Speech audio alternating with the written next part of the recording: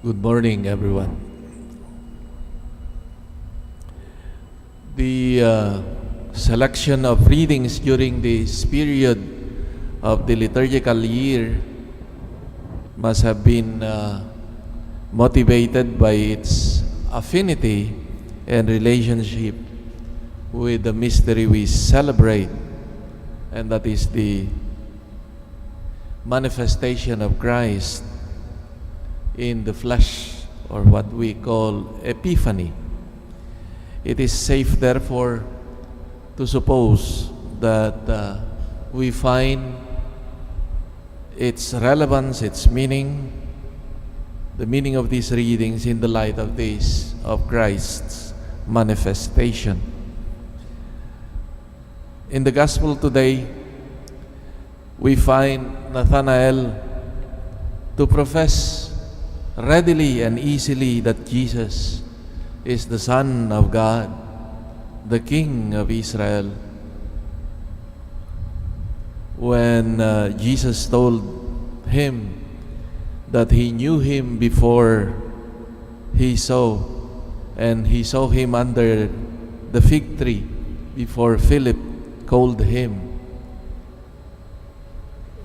it seems that it was so easy for Nathanael to recognize who Jesus was. And here seems to be, to me at least, a crucial point and an important lesson in today's reading. Nathanael could easily recognize the true identity of Jesus as Son of God and King of Israel, because he was, as Jesus described him, a true Israelite in whom there is no deceit, or in other translation, in whom there is no guile. No, it says there is no duplicity in him.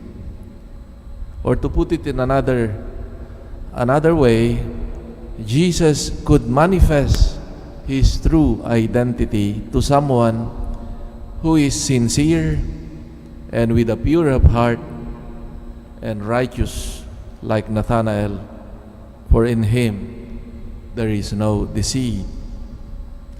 And this would be affirmed later on in the teaching of Jesus regarding the Beatitudes. Those with pure of hearts will be called blessed, happy, for they shall see God. We are reminded today by the Lord that we need a sincere heart to find Him. For only someone with a pure, sincere heart could recognize the Lord. And Jesus promised to Nathanael that he will see greater things, and that he will see heaven and earth open, the angels of God ascending and descending upon the Son of Man.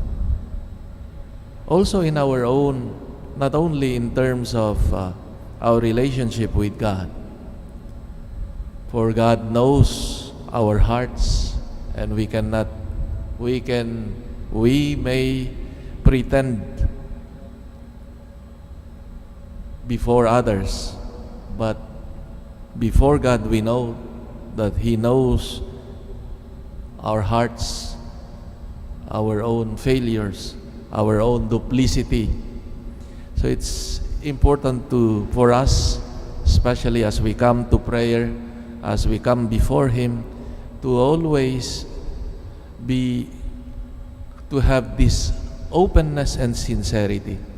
That's the very point also at the beginning of our celebration, that we always ask God's mercy and pardon. It's our way of opening our lives, the truthfulness of our lives before Him at the beginning of the celebration, by asking Him His mercy. But as I've said, it is not only the sincerity in terms of our relationship with God, but also in our relationship with each other.